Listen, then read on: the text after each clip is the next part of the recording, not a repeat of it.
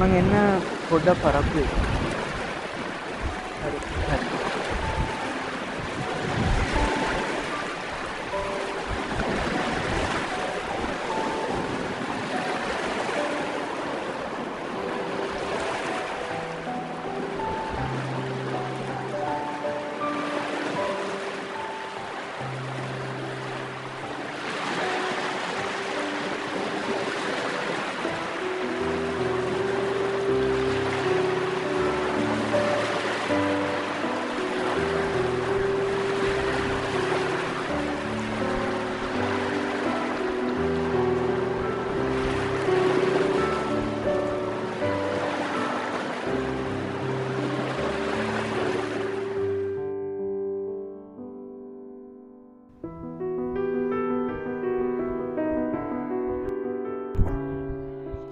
මුහුද දිහා බලාගෙන මොනාද කල්පනා කර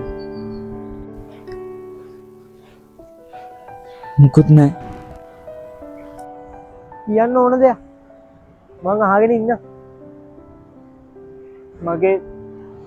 මගේ අයියා ඉතින් මේ මුහුද එයාව අපිට නැති කරා.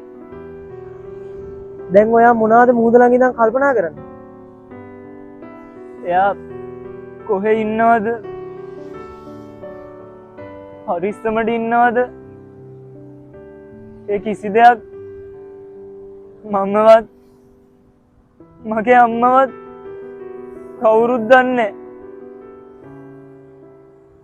මට ඕනේ එයා ළඟට යන්න. මං ඒකයි එයා නැති වෙච්ච දැනටම ආවේ.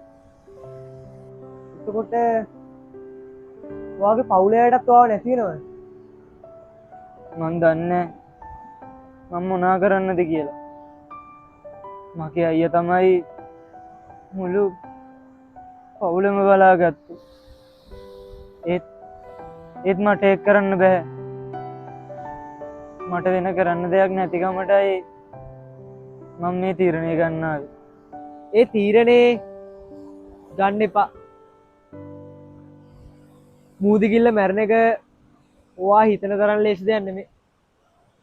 ඒක ලොකු වේදනාවක්. ඒ නිසා එයා අම්මයි තාත්තයි බලාගෙන පරිස්සමට ඉන්න මගේ මල්ලි.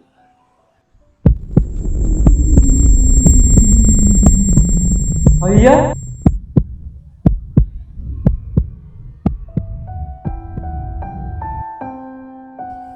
මුහුද ගිල්ල මැරෙන එක ඒක ලොකු වේදනාවක්.